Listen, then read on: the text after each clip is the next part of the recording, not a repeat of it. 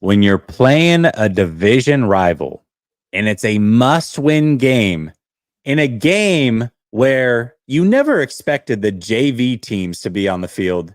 You can't do one behind enemy lines. You've got to do two in a week. So that's what this is. This is the second one of the week with my guys from LAFB. I'll introduce them in a minute. You should recognize at least one of them.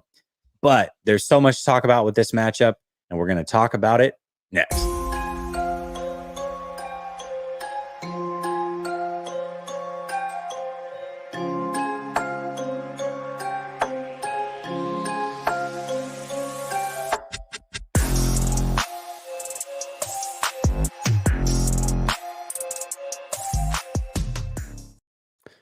All right. Welcome back to Last Second Sports, where we are giving you our take down to the last second. And as I said, it's behind enemy lines version 2 for a division rival. And I got my guys from LAFB starting at the top. My guy, Ryan, who I've been doing this show with this is year 3 we're going on. Ryan, how you been, my man? My brother, Ted Tebow, doing well. Good to see you. I say Ted because you're like Tim's brother, so you can't be Tim. Yeah. I can't be Tim.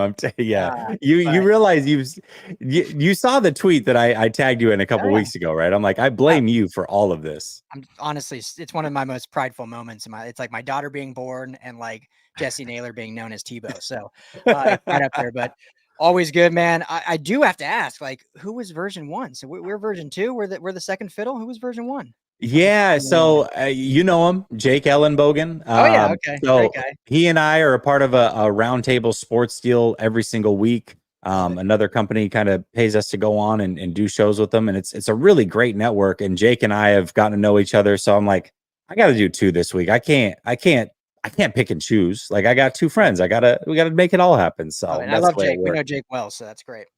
Absolutely. And right down below us, but definitely more important, also named Ryan, but for the sake of this show, to make it easy, we're going to call him Skinny T. We might tell you how he got that name a little bit later in the show, but Ryan, a.k.a. Skinny T, how you doing, my man? Doing great. Thanks for having me on the show. It's exciting. You pre-show, we were just talking, you're going to make your way from Tampa, which has one of the best international airports, I'm told. Yes. The best airport. And you're going to make your way over here to the best coast and hang out with us at the tailgate. So that's pretty amazing. I love how football brings people together. Yeah, it definitely does, man. And in this content creation world, it's great to meet new people and support each other, because it's tough, man. If you go out of the alone and don't have anybody to bounce ideas off of, it can be tough. So I love the community. I think it's great. And I love the cross-pollination between teams and being able to have sound football conversation without getting loud and angry and all that stuff the way that the internet can do. This is a great platform. And I love this show in particular because it allows my fan base to learn about the upcoming opponent. And in your guys' situation where you're streaming to your audience as well, it allows me to try to do my best to educate Rams fans on the situation with the San Francisco 49ers. So let's just jump right into it. Ryan, we'll start with you. I want to know what the pulse is from this fan base, because you've got a quarterback and a coach that have won a Super Bowl together, but the offseason was a little off, right? You had Aaron Donald retire. You had Ernest Jones leave, get traded. You start out 0-2, a very close game with the Lions in a repeat or a rematch of the playoff game from last year. The Lions, from all intents and purposes, were supposed to be that team, but now they've lost in week 2 themselves. And then the Rams, very, very injured, come out and lay an absolute egg. It's like they didn't even give full effort past the first quarter, it seemed like. And that's not what you're used to seeing from a Rams team. Even when they've been bad, they've always competed. That was the first time I've just seen them kind of lay down and give up. So right now, what do you think the pulse is from the fan base? Oh man, it's a tale of, we talk this all the time. It's a tale of like 8 days, right? Skinny T. Like after that Niners overtime loss, they got banged up bad, but I think everyone was still very hyped. Like, all right, yeah, look, we took the Lions to the brink. We only gave up 20 points against this juggernaut offense with Ben Johnson, even with these injuries. And Skinny and I were much more like, well, they got exposed a little bit here. These injuries are really going to pay a price. They're going up against a really good coach and quarterback duo down in Arizona. Sean McVay's had their number, but let's not discount how big these injuries are.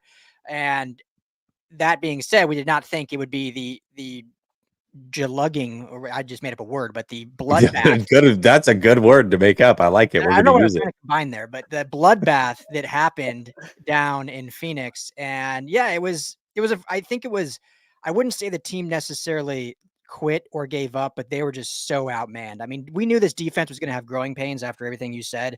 The loss of Aaron Donald, the trading of Jones, don't get us started on. Still don't understand that one. New first-time defensive coordinator, and so we knew there'd be some growing pains, and it's just such a young unit. But they just, they can't stop the run. They didn't stop it against the Lions either. And then the Cardinals really leaned into that. They weren't able to contain Kyler Murray. And then the offense, where this was supposed to be the strength of the team, has struggled since week one. And then obviously the injuries have mounted and they haven't been able to, catch up for that. So we'll get into it more, but long-winded answer for your question. The poll, I think there's still some hope, but I don't think there's as much optimism as there was. I mean, going into the year, this was a Super Bowl potential team. I think it was a playoffs for sure team among the fan base, and it was a potential Super Bowl team if they could stay healthy. I think now we got to have a lot of things go right to have a shot at the playoffs. I think jelugging is a perfect marriage between bludgeoning and juggling. Bludgeoning Or is what I was trying to jelugging. say. Yeah, there we go. Thank you. All right. Skinny T, is there anything you would like to add to that? Yeah, I think the pulse of the fan base is really divided. I think, it's so early on in the season that there is a contingent of people that are saying we're going to get healthy, we're going to make that run again, like they did at the end of last season. They went 7-1. They pushed the very good Baltimore Ravens team to the brink. Lost in overtime with the special teams miscue, if you can call it that. That's generous, but there's that side of the fan base that are still holding true and live after the Cardinals jelugging, if that's what we're gonna go with. And there were people that were saying this was a terrible outing. We're gonna bounce back. We're gonna get healthy, and it's all gonna be better at that point. And then there's the other half that are saying, all right, what are we doing? What's the future of this franchise looking like? Stafford's getting up there. He's the plan that they tried to lay out this offseason isn't coming together whatsoever. They brought in Jonah Jackson. They revamped the whole offensive line. They revamped their running game to be more of a downhill duo gap scheme kind of running game, and that's really what powered that stretch last season, that winning streak. And so far it hasn't shown its face. So we'll get on to like the future of what's happening with them later on, but those, I think that's where the pulse is it's really divided right now. Absolutely. And the 49ers are in an interesting spot as well. I think if we were to take the pulse of Rams fans going into the season, coming off of a season where they started out really slow, and maybe they can do it again. Maybe they have it in them to bounce back the way they were able to last year, but that's going to be tough to do.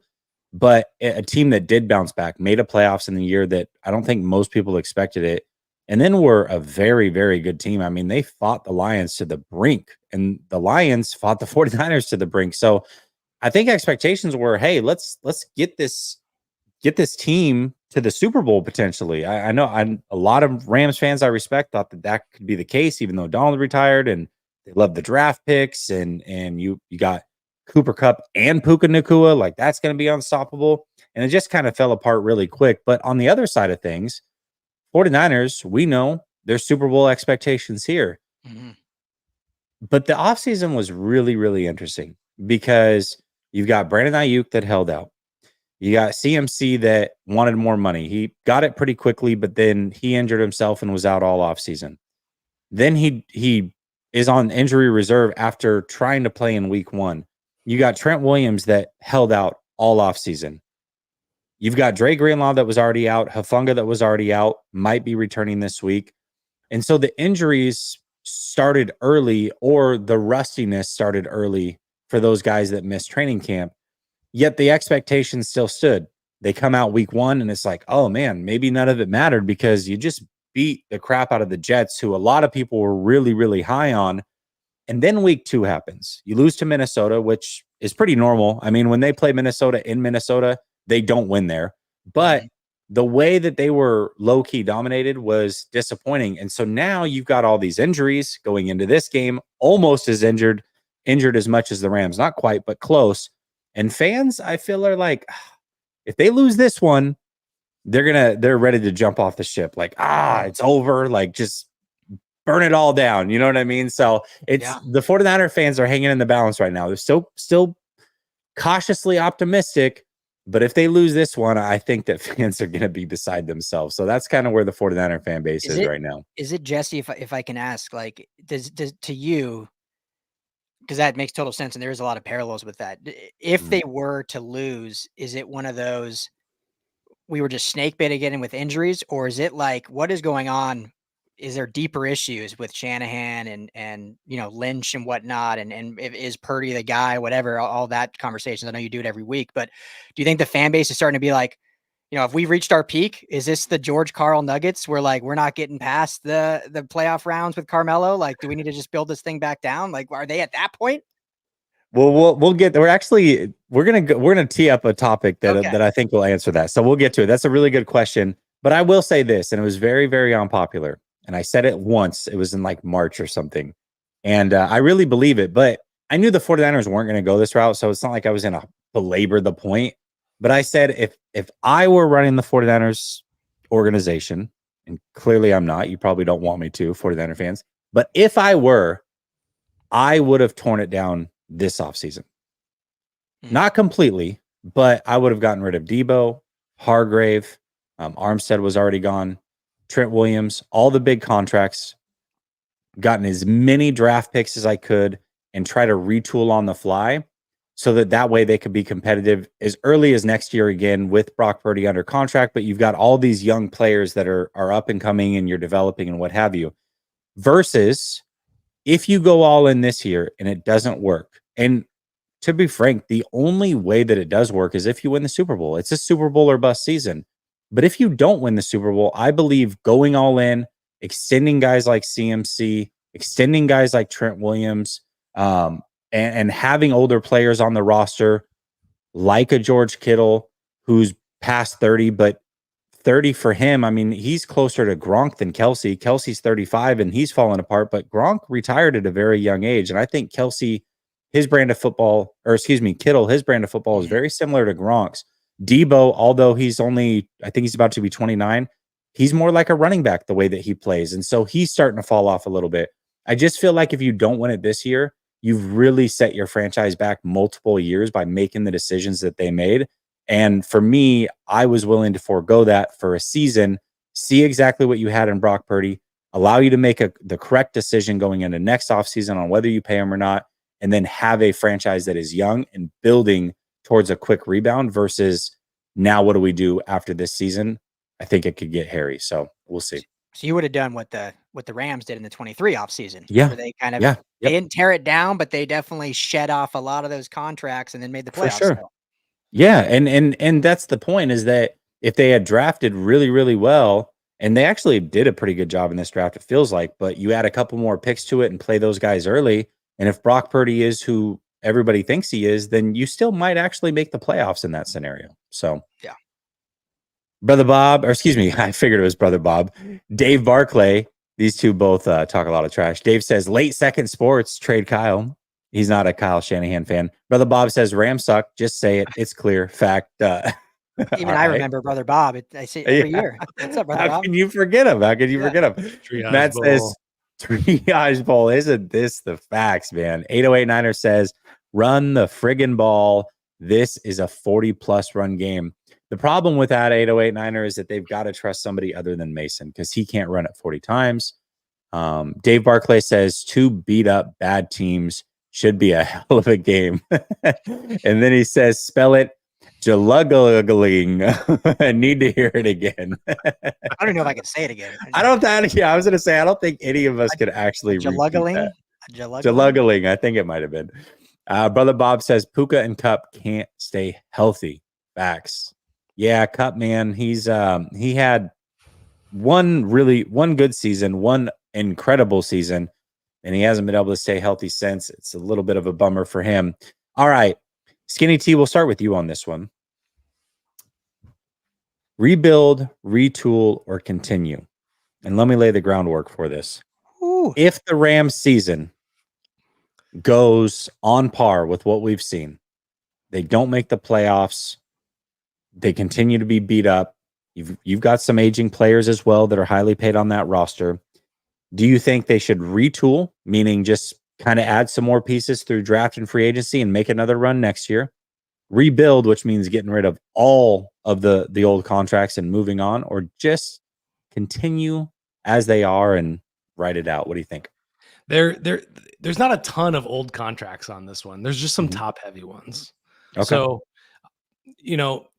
it really does depend on this year. So in your premise, we're talking they're going to lose a lot of games. They're going to win 4 or 5 games this season. That's kind of what you're telling me, right? Mm-hmm. That's the premise. Yeah. I mean, I think at that point you got to go into a full scale rebuild. Matthew Stafford is not getting any younger. Tyler Higbee hasn't been himself the last few years. These are 2 of the big contracts. Cup again. Nobody's going to want to move on from him. He's not going to want to move on from the Rams. That's a tough pill to swallow. Can I actually say that out loud? That they should Now without pitchforks, you can't. Yeah, I know. But Ryan and I've talked about this a ton. They've come into this year with no contingency plan whatsoever for Matthew Stafford, the most important position on their team. They have Stetson Bennett and Jimmy Garoppolo. Jimmy Garoppolo just as well as we do. I watched him in training camp. He cannot throw the ball down the field. He cannot complete a pass over the middle of the field or outside of the numbers to save his life. So it's absolutely incredible how he fooled an entire fan base into thinking he was actually the guy, isn't it? Well, I mean, I think Kyle Shanahan is a magician with quarterbacks. He made Nick Mullins look like a decent backup and whatnot. CJ Beathard, we can go down the list. He got Sam Darnold the job, but yeah, I mean, if you're looking at an unhealthy Cooper Kupp, you're looking at another year with another year on top of Matthew Stafford's age. Tyler Higbee, Rob Havenstein. These are the guys that have the truly big contracts on this. There's not a big contract on the defensive side right now. So, the rebuild doesn't look as dramatic as it ought to, but there's a lot of heart and soul, not just with the fan base, with McVay, with Les Snead, who's cutthroat for sure. But I mean, Cooper Kupp has given everything to this franchise, so it's really hard for me to look at that and go. But point being is most important position in all of football. You don't have a contingency plan for it whatsoever. We suggested drafting Spencer Rattler as perhaps that guy, but that makes for a very dire 3-year plan. And that's why I say a full rebuild at that point. And beyond that, you go back to those big contracts. Those guys are over 30 or getting to be over 30 and can't stay healthy. And even if they had a contingency plan, that you can't rebuild on that. Now you can rebuild on some of these guys on defense. Jared Verse has looked phenomenal. I believe that Braden Fisk can start making some strides to be really interesting. Kobe Turner's looking great again. On this is all on the defensive side. Steve Avila, really great piece to build around. So it's not a complete teardown where you're just left without anybody and you're shooting for that number 1 pick overall to pick up that future of the franchise quarterback. But I'll throw it to you, Ryan. What do you think? Yeah, not over hosting duties. Yeah. I mean, for me, and Rams fans will hate this, but for me, I'm deciding by the bye, essentially. You go to the bye, you got the Niners this week, then they got the Bears and the Packers. If they go without a win into the bye, I'm deciding right there, we're going to turn this thing into a rebuild. And luckily, like Skinny T said, in reality, a rebuild is really just it really comes down to Stafford. I mean, Kupp is yes a big contract as well. They just signed Dotson and Jackson on the offensive line, but there's no big contracts on the defense. It's not like they did their big rebuild last offseason and then Donald retired. So the defense, like you said, it's already rebuilt. It's average age of like 24 years old. Like the defense is young and cheap. It's what do we figure out? The offense is like 160 million. The defense is like 35 million. Like the It's discrepancy like is the unreal. top and the bottom, really. Wow, that's crazy. Yeah. So if they do not have a win by the bye, if I'm Les Snead, and I don't want this to happen because we love Matthew Stafford, the fan base loves him, but I'm going to a quarterback needy playoff team and putting Stafford on the block and either getting draft pick compensation which I think a lot of people are, if I'm being frank, out of their gourd. He's not worth 2 first-round picks anymore, but they can get a couple mid-rounds for him. Or you trade for a younger QB and a mid-round. We put an article out today. Hey, the Vikings, Sam Darnold's looking pretty good, but they got JJ McCarthy in the wings. Do they think they have a better chance with Stafford midseason to take them to the Super Bowl than Darnold? Probably. Rams can take Darnold, finish out the year, see what they have in him, and then go draft someone next year. So I'm deciding by the draft or by the bye if this is a rebuild or if they can go into the bye and win a couple games, then I would not be shocked if Snead all of a sudden works the phones and starts trading for big names midseason and they go all in again. But if they don't have a win, then you gotta face the facts, and it's time to shop Stafford, unfortunately. Yeah, this team was 3-6 to start the season last year, and then they fought all the way back to make the playoffs, including a loss on week 14 to the Ravens, and they were still able to make it. So they could make something happen. I mean, you give them 2 wins going into the bye. Yeah, they're in a probably actually a little bit better spot than they were last year. So they can still make it. And the last yeah, go ahead. And then go to the 49ers. I don't want to, but just the reason why I think we sound a little more doom and gloom 2 weeks in is last year after the bye, they got healthy. They got Kyren Williams back a week later. Stafford was back. Kupp was back because remember he missed the first 4 weeks. Yep. Puka Nacua was lighting the world on fire. The offensive line was healthy. Donald and defensive line was healthy. This year, no Donald. They currently have 10 guys in the IR, so they're out at least 4 weeks. Kupp is the only reason why Kupp's on the IR is because they didn't have enough spots for designate to return. He's in a cast right now, so he's out at least probably 6 weeks. So the difference is they went 3-6. I know you weren't saying this, but just for fan base thinking, like they went 3-6, but then they got everyone back and healthy. We may not get everyone back healthy until week 9, 10, 11, and if they're 1-8, that's a big difference. So anyway, I'm rambling. So go to you. No, it is a big difference. And I want to make sure that I'm being respectful. When you were talking Skinny T, I was looking down, and the reason is because I wanted to pin your guys' channel into the chat. I don't believe I put it in the description. So for everybody here, definitely check them out. Link is pinned to the top of the chat. Steve-O, I appreciate you for making recognition that I did not have their channel in the description like I normally do. So it is pinned to the top of the chat. All right, the 49ers side of the house. Man, these next 3 weeks are going to be big. And it's interesting because they have all these injuries, right? But it's like everything is shaping up perfectly for them to still go 3-0, at least 2-1 over these next 3 weeks. And then most of these guys should be back, if not really all of them. So you've got the Rams, who happen to be more beat up than you. As many great players are missing for the 49ers, there are more players actually missing for the Rams. No offensive lineman out for the 49ers. You've got 2 starters out for the Rams. That's really the biggest difference on top of the skill position, guys. Then you play the Patriots, who we're watching right now get beat down 24-3 by the Jets, who, let's face it, 49er fans, the Jets are not that deal. At least they weren't in week 1. But for them to win a division game like this, that shows you just how bad the Patriots are. So that's a very winnable game. Then you do have probably the toughest of the 3 games on paper anyways, against the Arizona Cardinals, because Kyler Murray's been playing lights out. But even them, you get a couple of these pieces back going into that game, and they can't generate a pass rush to save their lives. Kyler Murray and that offense, very complete offense. I still think that defense can be had. So I think you've got 3 very winnable games. And at the very least, if you can go 2-1, you're in a good spot. That being said, though, let's say they come out of this somehow like 0-3. Disaster strikes, more injuries happen.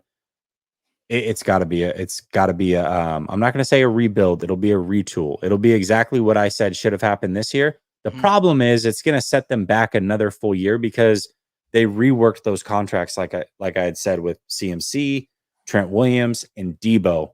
And so now that's an added year where you're going to kind of hurt yourself a little bit. But this team is still talented enough to where if you make those moves next offseason, you recoup some picks. I think that they could be a sneaky playoff team, maybe lose in the wild card, but then after that, you can retool and go. So not a full rebuild because you've got a young quarterback, got a young wide receiver. You've got good young defensive players still in Bosa and Fred Warner, Diamador, Lenore, Huff, what have you. So not a full rebuild, but a retool would have to happen. What they cannot do though, is continue with all these big stars that are getting older and paid a lot of money and think that, oh, it'll work itself out if we're just healthy. You're not going to get healthier as these guys age. It's just not going to happen. So they can't continue if they go on this streak here. Let me ask you this question. So the Rams said going into their rebuild that they're building around a few pillars, a few load-bearing walls, I think is what Les Snead called them. So that was Stafford, Cup, Donald at the time, and then missing one more on offense. Do you remember, Ryan? I think that was maybe Kyron Williams. Puka? I think it was just those three. Yeah, maybe it was just those three. This was after the draft, so Puka. Oh, yeah. You're right. Yeah, I think it was just the three pillars: Stafford, Cup, and Donald. Yeah. Yeah. So who are you building around, and who are the tough decisions for the 49ers that you would say these are the guys that we're allowed to let go, those big contracts? Yeah. So it's you're building around Purdy, Ayuk, Warner, and Bosa, and everybody else is expendable. Really, I mean, you would want to keep guys like Diamador, Lenore, and Huff if you can, but it's not a necessity if you can get a lot for them. I would prefer to keep those guys because I think they're good pieces, but they're not your pillars. Those are the four guys that you want to build around: Debo, Hargrave, Floyd, Trent Williams, CMC, Kittle. Oof. Yeah. You got to. I mean, listen, Trent Williams is 36. Kittle will be 32, both making a ton of money.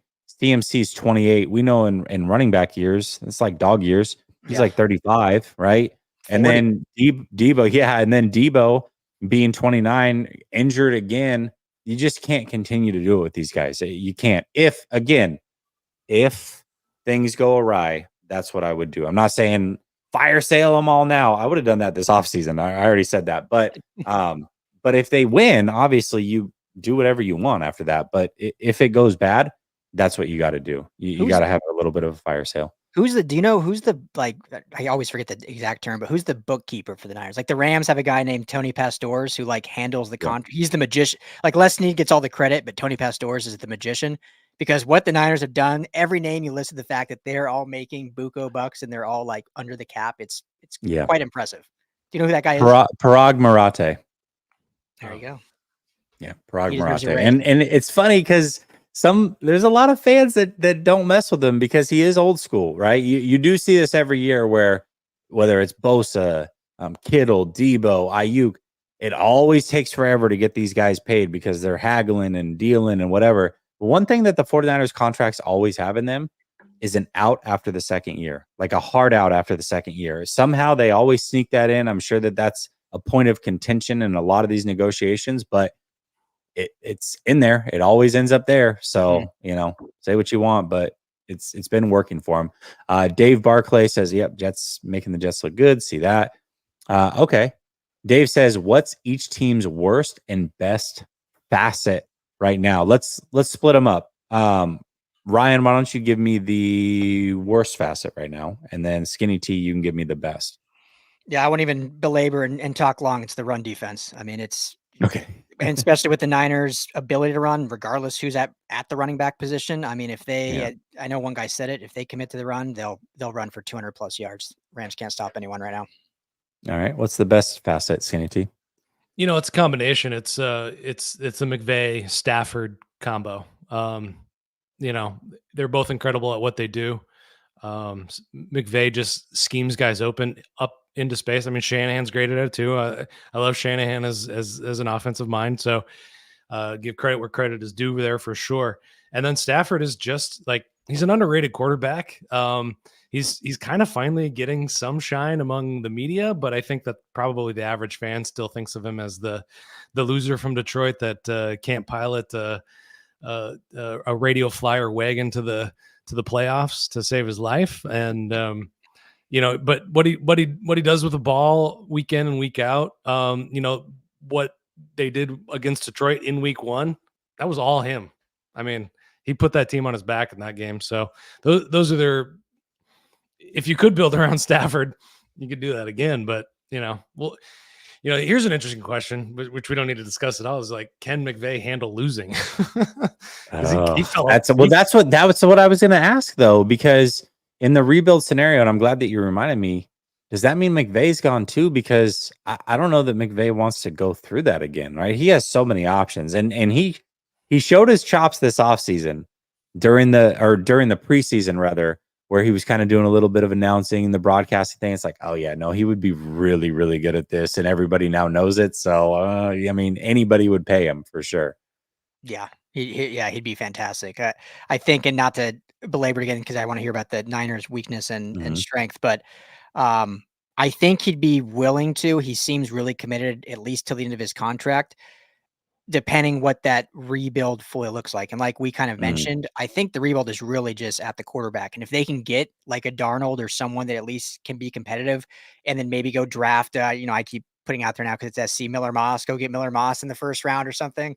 I think he'd be okay. But if they're like going into next season with the rookie, that's where it becomes a question mark if McVay would be in on that. But if they have like a bridge guy to the future, I think he would still be good, because the defense is already a rebuild. I mean, the defense, any Niner fan that's not like follows the Rams, like ask your audience, I bet they couldn't name like anyone on that defense. They couldn't. They couldn't name many people. No, they definitely could not. I think you're right about that. But you do have a guy. His name is Jimmy Garoppolo. He's right there. He can be your bridge quarterback. All right. Well, that one. I hate to say it, Ryan, but you said the biggest weakness is the run defense. Well, the biggest strength is the running game right now for the 49ers. They're averaging 141 yards per game. That's the most since 2019, believe it or not. And their biggest weakness is rushing defense. They're giving up 5 yards per attempt. That is the worst in the Shanahan era, worse than those bad teams in 17 and 18, worse than the injured team in 2020. So yeah, it's not good either, which means the Rams also, if they commit to running the ball, can probably do a pretty good job this weekend as well. Yeah. Dave says, get rid of Kyle today. Maybe we make the playoffs. Man, he really does not like Kyle. Brother Bob says, seriously, would the Rams trade for Brock? Trade for Brock and for what? So would you trade for Brock, and then what would you give up? I mean, this season? Let's say you guys go through the rebuild and Shanahan picks up the phone and goes, hey man, you want Brock Purdy? Well, the problem with that hypothetical is that the all the onus is on the other side. It's on the 49ers. It's what do the 49ers want for Brock? And they want a lot more than the Rams would ever pay for him. So, I mean, what would they? Would you want him as what do you think of Brock Purdy? Like, do you think he's a franchise caliber quarterback? I think that's an important question. I think he's a franchise quarterback, but he's top 10. Stafford's top 5. So I agree with that. If I had the choice, I'll ride with Stafford still. I mean, go ahead, Ryan. I got to think on this a little. Well, I mean, not to poo-poo and be that guy, but obviously it would never happen. Interdivision trades aren't going to happen, especially at quarterback. But for the sake of just argument, I think why it wouldn't happen more than just that is the fact that Purdy is going into a contract year. And so if the Rams were to trade Stafford, they're going to want to get someone they can have for cheap until they draft their quarterback of the future. Or if it is like a Darnold, who's still only 27 years old, they pay him a 1 or 2 year deal, kind of prove it, see if it was a flash in the pan in Minnesota. It's only been 2 weeks, and then they can get him on the back end. Whereas if they were to trade for Purdy next year, they're shelling him $52 million. And so that's why I don't think it would ever happen. Would I do it? I mean, but not for if you're a rebuild, you're not paying a quarterback next year. So Yeah. So I I guess mean, the you would answer get is him. You would get him for one more year on dirt cheap. Yeah. He's dirt cheap for one more year, but then the money would kick in. Yeah, for sure. I think that makes it really, really tough for a team that's trying to rebuild a bit. Dave says, please do. We can use Stafford. Yeah. Stafford's still really good. He's been so They good. really wanted him. The Niners really wanted him. I know, man. Golly. Brother Bob says the Rams' best facet is they play in the city of Los Angeles. That's it. And Not a then Dave benefit. says, It's not a benefit. yeah, because fans don't care. Let's say it from the bleachers, trade Kyle, please. And then Matt says Stafford top 5. I'll give you top 10, not top 5. Yeah, to be fair, I don't have him top 5. I think I do have him 6 though. So I mean, it's not like I have him far outside of that, but I have him around 6 actually. Yeah. Well, I mean, what we've seen through these 2 weeks, I think I have him like at 5. I mean, he's still playing at an elite level, especially with who's around him and protecting him. So Yeah. I mean, last week against the Cardinals, it was the bad offensive performance, but what was it? The third string left tackle, a rookie center, third string or second string guard. I mean, it was Bad. patchwork, and they could not run the football at all. So, and Well, no you guys Cooper Kupp cover and no Puka Nacua. you guys cover LA football though. So let me ask you this question. If he's top 5, that means Herbert's not? You have him ahead of Herbert? I do. I mean, right now, yes, because Okay. if you look at pure trajectory where they are in their career, I'd put Herbert maybe higher, but Of course, you take Herbert because he's young, and I get all that. Yeah. But right now, what they're doing and what there's like Herbert in the Greg Roman, Jim Harbaugh system. I mean, he's throwing for 130 yards a game. I mean, Yeah. and I he's mean, facing that's open what guys. Roman does. That's what Yeah. Roman does. Well, So and just outside of offensive structures, like you drop a quarterback into the McVay or Shanahan systems are going to be better than they were elsewhere. But what I like about Stafford over Herbert is he's a gunslinger. He's going to take some chances. He's going to throw some bad interceptions occasionally, but so does Josh Allen. So that's what I like. That's what I like about Stafford is he's going out there and he's going to try to win you the game. He's the kind of quarterback that'll put the entire team, like I was saying in week 1, put the entire team on his back and just try to make something happen. Where we haven't seen that from Herbert yet. yeah, Herbert He's very definitely safe. does protect the ball at a high level, which is interesting, right? Because he's super talented. Obviously, there's not a throw he can't make. There's not a play he can't make on the field, but he is very cautious. Who knows? Who knows if that's because the defense has been so bad, or who knows if that's, I don't know. At Oregon, he didn't turn the ball over a lot though either. Although college football is very, very different. So who knows? Yeah. I personally have Herbert. When I did my preseason rankings, I had Herbert 5, I think, and then Stafford 6. But I'll definitely listen to an argument for Stafford because he's phenomenal as well. I think we both have them like 5, 6, like whatever order you want. It's 5, like 6, 5, 7, 5 and something 7, like that. Yeah. So yeah, that's fair. All right, Skinny T, we'll start with you on this one. Pressure to perform. The Rams have to get a win this week. Cannot fall to 0-3. Who has pressure to perform this week? I'm going to go with 2 guys, if that's okay. I'm going to do Jared Verse on the defensive side. Okay. He's had a great 2 first games. He had a phenomenal game against Detroit. But we know from watching the Vikings game that the one thing that can really affect Brock Purdy is if you get him not just under pressure, but you got to get him under the right type of pressure, which is on first downs, which is not necessarily what all these teams are really great at. But Brian Flores throws everything at the wall, and he's not afraid to get on a quarterback early on in the downs. So I'm going to say that's something that's got to happen. And that's got to come from Jared Verse. And he's a rookie, so that's a lot of pressure on him. On the other side of the ball, I'm going to go with Logan Bruss. None of you 49ers fans know who Logan Bruss was. He was a 3rd round pick, but he was the first overall pick for the Rams in 2022. Hasn't seen the field at all in 2022 or 2023. Actually, in 2023, he was on the practice squad.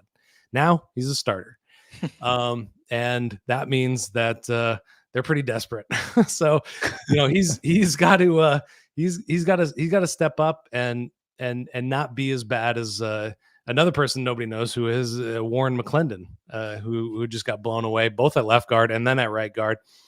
Logan Bruss played really admirably in the preseason at right guard. Now they're moving him to left guard, not a position that has a ton of experience at. So that's a ton of pressure. All right, Ryan. Literally coming on him and literally being pressure.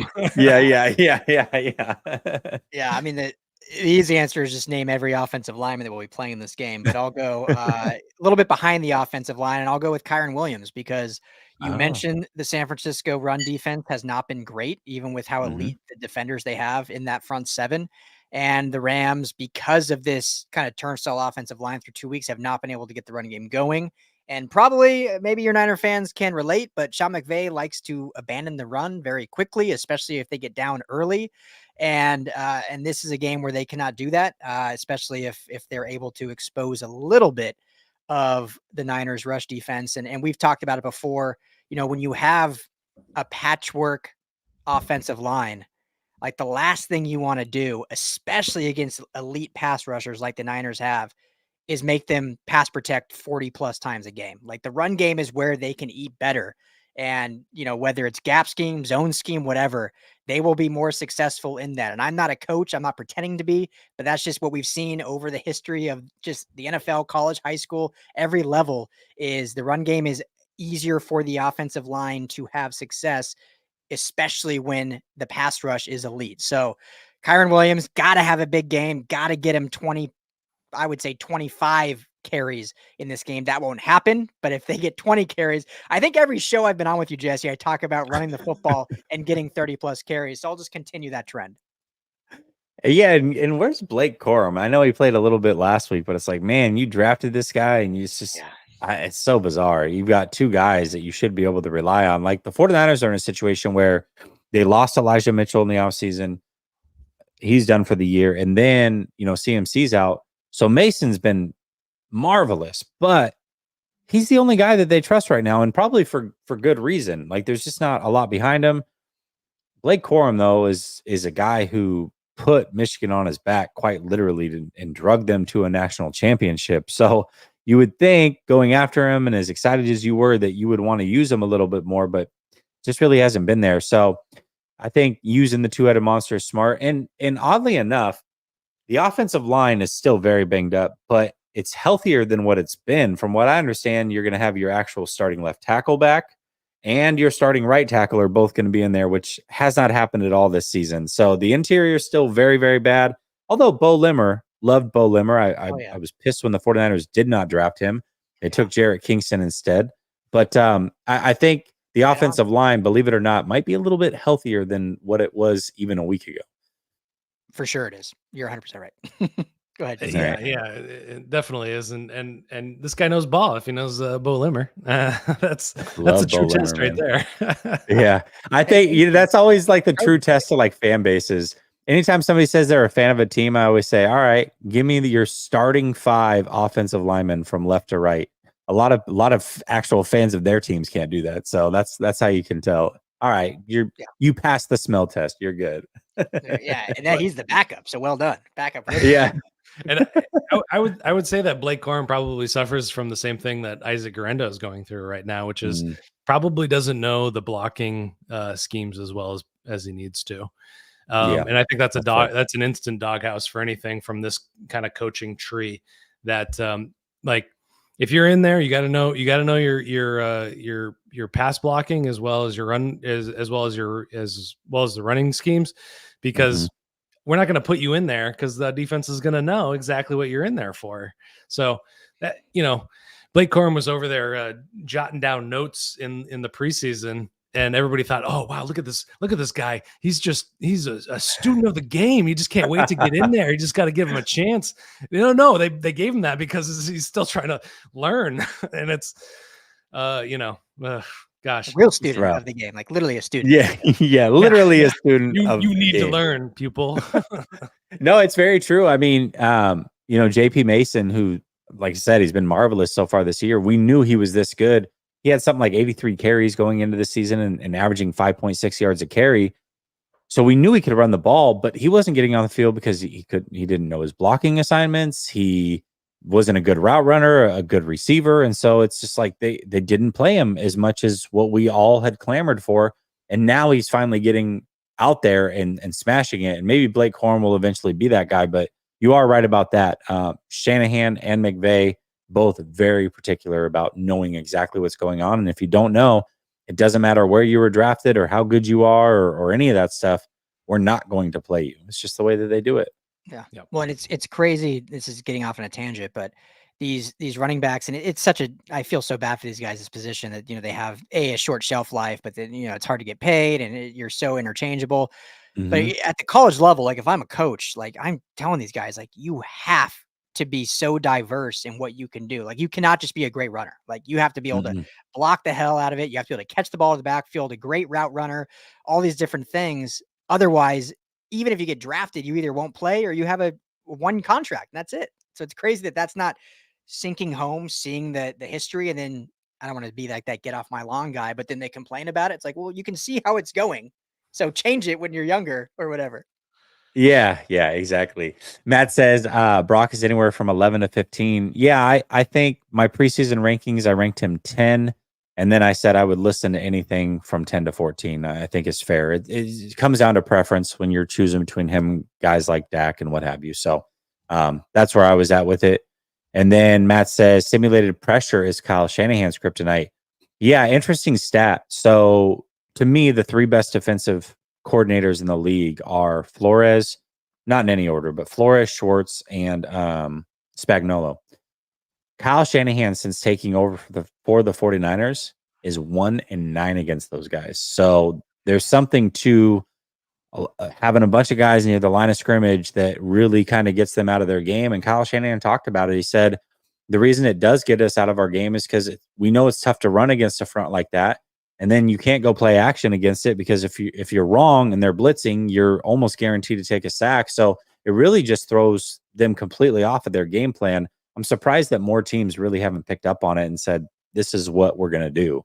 But they haven't. So I guess it is what it is. Well, and the Rams are actually a really good example of this kind of idea. Is so like Chris Shula, who's a name your fans probably also don't know, who's now the defensive coordinator. He's been on the staff for a long time. But in the first game against Goff, they ran a ton of stunts. On 52% of dropbacks, they attempted stunts. In this game, in the most recent game against the Cardinals, that dropped to nearly nothing. Because they couldn't they have to protect the edges against a guy like Kyler Murray. Yeah. So also, but going back to that the Lions game, they did all those stunts and it didn't work. Yeah. Well, that's one of the better O lines in football, though, too. That's absolutely a fair point. But they also don't have kind of like they've got across the defensive front, they've got two rookies and two guys in their second year. Stunts are kind of like a wily, patient, a little bit of Ernest Jones, it's a little bit Aaron more Donald, a little bit more of an old man move, where they're, where it's not just about pure athleticism or the moves that you got. It's about being patient and recognizing your moment and then getting there when you need to be there. And they didn't prove they could do that against the Detroit Lions either. So, they might throw some interesting disguised pressures at the 49ers, but we'll see if it works. And that's a key to this game for sure for the 49ers. Yeah, most certainly. I mean, we know all about it with Justin and Alden Smith. I mean, they wrecked the league for years with that damn stunt between those two. Dave Barclay says Kyle Shanahan's kryptonite is the sport of football. Oh my gosh, dude, you're so harsh. Yeah, so harsh. Okay. More than a few NFC championships. Dude, he just can't stand him, man. Okay. Ryan, we'll start with you on this one.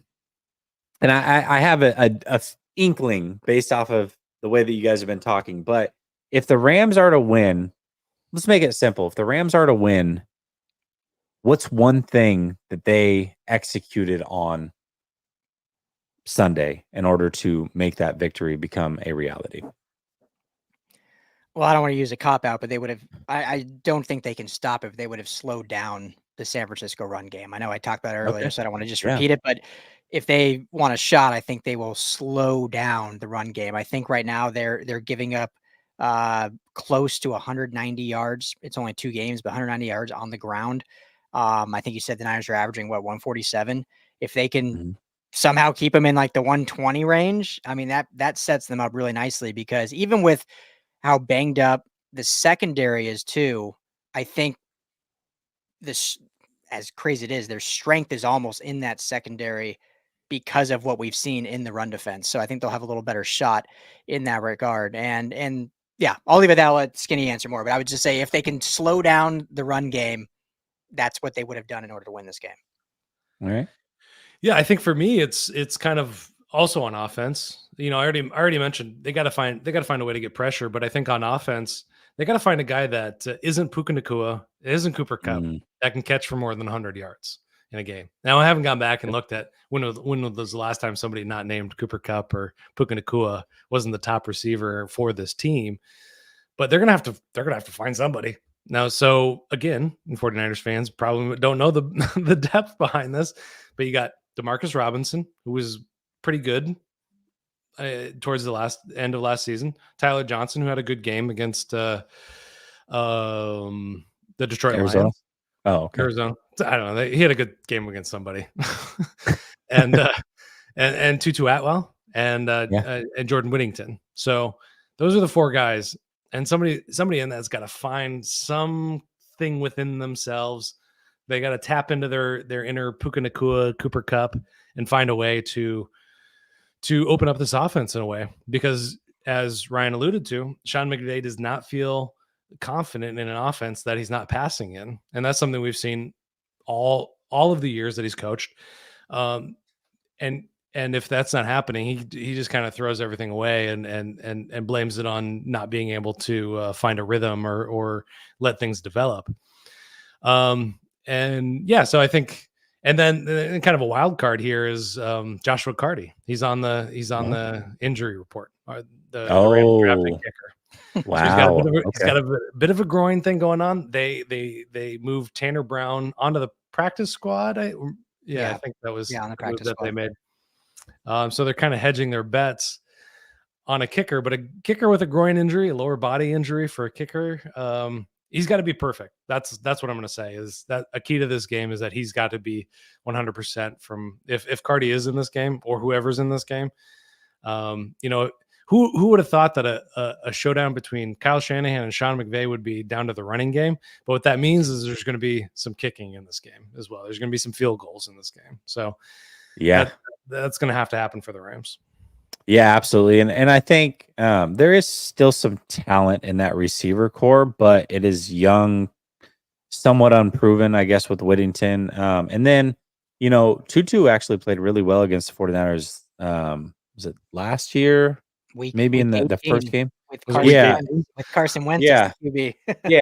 Oh, it was backups, but I mean, and he's explosive. He's an explosive Yeah. player, so maybe it's there for him. I don't know, but you're right, because we do know that ever since Stafford's been here, 11 personnel's been their thing. They love having 3 wide receivers on the field, and now you don't have your 2 best. Who's going to step up? What I find interesting, though, is the 49ers last week really kind of struggled when they didn't have a guy to key in on. So Jefferson left the game early. Addison didn't play in the game. Hawkinson didn't play in the game. And that final drive for Sam Darnold makes me sick just saying it. The final drive was Sam Darnold and the Vikings. They drove right down the field. Now they kicked a field goal, but with really what Jalen Naylor and I don't even know who else was out there. So yeah, I mean, sometimes not having a go-to guy to key in on can be really, really tough for the defense as well. So not that I'm expecting any of those guys to have a big game or for them to be like big time contributors, but somebody has to your point. And maybe it's very possible, because there's just, who's Stafford going to key in on? Because we know Stafford is not afraid to spread the ball around, and Stafford is also not afraid to take somebody you don't even know about and turn them into a superstar overnight. So you never know with Matthew Stafford. Yeah. I was just going to say, is this the Jordan Whittington breakout game? Like, is this the Puka Nakua version? Might be it. Jordan Might Whittington, be like it. he looked great all camp, looked great in Yeah. preseason, and now there's really no one else, and this might be his breakout game. We'll see. Yeah, I would say on the 49ers side that it's got to be run the ball. I mean, you talked about stopping the run. We got to run the ball.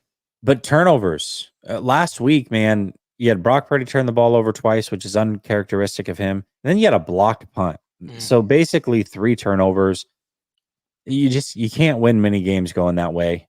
As much as we talked about Matthew Stafford and we're all very high on him, you said it, Skinny T, and I agree with you. He'll throw one up. He'll give you your chances. So the 49ers have to take advantage of the chances given to them. And then Brock Purdy has to protect the ball, as does everybody else. You can't have any fumbles or block punts or nothing. You have to at least remain even in that turnover margin. Because if you give the Rams extra chances, that's not something you want to do. And then if you can control the clock and win in the run game, I think the 49ers definitely can leave SoFi with a victory. Matt says Rams are so injured they need Shane Falco and friends. Shane Falco. Dave Barclay says, Matt, I wish to be their punter without a helmet. Yeah, there you go. And then Eric says Rams about to get rammed. Unique. I like that. Yeah, that's good, Eric. All right. Let's get into it, man. We've gone back and forth. We've given our analysis on the game and what needs to happen in order for teams to win and what have you. But the bottom line is it's a very important game for both of these teams. If the Rams start 0-3, that's not a hole that you want to climb out of, and they would have to find a way to somehow probably beat Chicago and Green Bay, and that's not going to be easy when you're as banged up as the Rams are before they go into a bye week. And if the 49ers lose, they're now 0-2 in the NFC, 0-1 in the NFC West. Somehow, some way, they gave life to a Rams team that had no business winning. And if the Rams get healthy towards the end of the season, now they got a chance to go 2-0 against you and either steal the division or give the division to Seattle or something. But it's going to be very hard for the 49ers to bounce back from 1-2 with 2 NFC losses if they want to try to get the number 1 seed. So very, very important game. Skinny T, we'll start with you. What is your score prediction? Who wins and how do they get it done? I'm going 23-20 Niners. I think that they're just healthy enough. I think that their trenches are just healthy enough to where they can kind of push this Rams team around a bit. I think Bosa will have a decent game against Alaric Jackson, who's coming back from his suspension. He'll be in his first game. Not an ideal position you want to be in. So I think that ultimately the Rams or the 49ers pass rush is going to get it done against Stafford. They're going to get a couple of sacks and put them under pressure. And I think I just haven't seen it from the Rams. I haven't seen it from the Rams running game that they can get that going and keep it sustained over the length of an entire game. I don't have enough trust in Sean McVay to call those plays throughout this entire game. So 3-point win, cover the spread. 49ers a 6.5 point road favorite, which is incredible. So I'm surprised that it's still that high after losing. Potentially, it sounds like Kittle and Travarius Ward are out, and that line came out before then. So that is a bit surprising that it hasn't changed. But there you go. Yeah, I guess I'm up. So, well, I hope Jesse, you pick. Hopefully, you pick the Niners because I think every time the opposite happens, whatever you pick. But we'll get to that in a second. Single time. There's part of me, gentlemen, that like this feels like one of those. I don't want to call it. It's definitely not a trap game. I mean, these are division rivals. They know what they are. These coaches know each other so well. But based on the way the season has gone, and I know the Niners are injured, but I think the Rams have been kind of left for dead and seen as like as we talked about, is this a rebuild year now? Should they throw the towel in? Like no one, it's 6.5 point, home dog and whatever. Like, is this something like that? So part of me is like, is it so much that they're just somehow shocked the world with all these guys that haven't played and haven't done this? But as a true someone that analyzes the game and watches football, I can in any conscience actually do that. Like there's just hasn't been enough that I've seen from this Rams team that proves they can beat a good opponent, let alone a division rival Niners that have had their name ever since the McVay Shanahan kind of rivalry began between these two teams. So, it pains me to say Rams fans are going to skewer me, but I think unfortunately this one isn't as close as even maybe the line would hold. I'm going to go 31-17 Niners. Ooh, wow. Okay. You're making me Hopefully, rethink things. hopefully I'll give out some juju and I'll just be completely wrong, and I'm fine with that. I can't wait to talk about it on our show next week that I was totally wrong and the Rams won. It'd be great. Wow. Maybe we'll thank you if that happens. You're kind of making me rethink things because yesterday my prediction was 27-17 49ers, but that was before Kittle and Ward were out. Now I do expect the Niners win because again, the Rams are somehow even more beat up than the 49ers. So even if Kittle and Ward are out, the 49ers should still win this game. But I was like, you know what? 27-17 is a bit rich if you're going to take two more guys out that are major contributors. So I was going to go something like bring some points down at least for the 49ers and go something like 24-17. But then you just upped the ante and said, I see you're 27 and I raise you to 31. So you know what? I'm not scared. I'll just stick with it. 27-17. That was the prediction yesterday. I don't know who plays, who doesn't for sure. So 27-17 is the score prediction. And I just think ultimately, I do think that it is going to be a close game until about midway through the third quarter. But eventually the 49ers will just start to pull away. They're still the more talented team. They are the healthier team. And I think that they just get it done. And, it's the one really odd spot for the Rams. It's like, finally, you're at home. You get to sleep in your own bed and work from your facility and not have to travel. But the 49ers fans are going to take over the stadium and you're not technically home, even though you're in your building. So it is a unique situation. And truth be told, guys, I'm 7-0 in the Shanahan era when I attend games. So why not make it 8-0? Damn. All right. Look at that. I didn't know that. Impressive. Dave Barclay says Kyle's about to be the coach that can't be named. And then he says, 54 minutes. All right, let's get into it. Nice. And then Brother Bob says, afraid to ask, but Skinny T, explain the name. All right, yep, we got to do it. We've been calling you Skinny T for a whole show. Right. I found out right before the show started where the Skinny T name came from. Why don't you explain to the people why you are called Skinny T?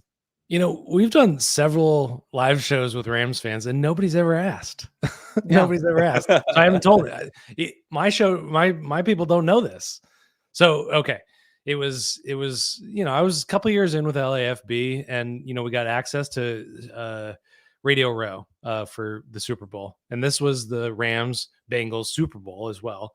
The Rams beat the 49ers to get there. I don't know if you remember that. Yeah, thanks for reminding us, Skinny T. All right, great show, guys. Everybody have a good night. Yeah. Just make a few enemies on the way out. Anyway, yeah. He played. That was a beautiful game. The NFC Championship was wonderfully played. But anyway, so I get down there a day late. Everybody else had kind of convalesced at our table, and I get there a day late, and everybody had given each other, different nicknames. Ryan Dyrud was Rye or Die, and we got a Madman, the guy named Madman, and there was a Will the Thrill and Danny or Dirty Dub. Chai. I like his Dirty Chai better. Yeah, Dirty Chai Decker was also a good one. And at a certain point, like I don't remember who said it, but they were like, we gotta give Ryan a nickname, especially because Ryan and I both have both have the same name.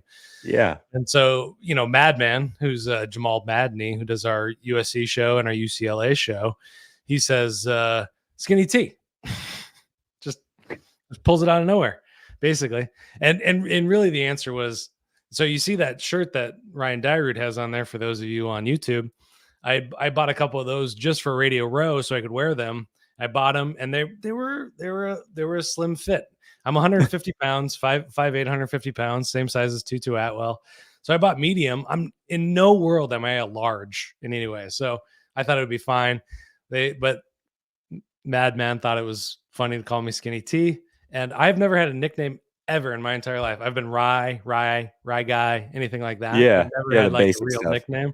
And so once he gave me the nickname, I was like, everybody's calling me Skinny T. Now, fast forward 2-3 Radio Rows since then. Well, and real quick before you get to there, just have to add that the Los Angeles, convention center we called it the meat locker because it was so cold So Skinny T was so he's nipping exposing a out. lot. Yeah. Yeah. Perfect. I was trying to represent the brand. I didn't buy a hoodie, but I was walking around with my nipples and my skinny tee on. So, but anyway, Nice. so we get to Vegas last year. We were at Radio Row, and the guys just started riffing on that name, and they came up with all sorts of riffs on it. Which I think the one kind of landed on was Noodle Juice, which is weird. I don't know how you explain noodle juice to anybody. Yeah, another whole other podcast. I think it was 8 crazy nights, as the Adam Sandler song goes. There was lots of walking around Vegas and imbibing in those things that those big long, those drinks that they sell. Oh there. yeah, dude. Oh my God. Oh my gosh. I've got so many Vegas stories, but those drinks I can't do them, man. I get sick every time because they're so sweet. Anyways. Yeah. I have partaken in those, and not a good idea. I would not recommend it. Brother Bob says Skinny T, cool story, bro. But Nails picked the Bengals to beat the 49ers. Yeah, last year that was my Super Bowl pick before the season was the Bengals Niners. I got half of it right, and I got the half right where the 49ers didn't win, unfortunately. But yes, there we go. So, guys, thank you so much for joining me. To everybody on the LAFB side, appreciate you guys for tuning in and supporting your two gentlemen that handle the LAFB network. And to everybody in the chat, thank you so much for supporting over here at Last Second Sports. Make sure you go subscribe to these guys. Link is pinned at the top of the chat. We appreciate you all so much. Couldn't do it without you. Dave Barclay coming in at the buzzer says, Brother Bob, ha ha ha, he's not impressed. The Rams suck. And there we go. That's a great way to end it. Y'all have a blessed night. Ryan and Ryan, thank you so much for joining me. We'll talk soon. Much love. Good luck to the Rams. Not too much good luck this weekend, though. And until next time, peace.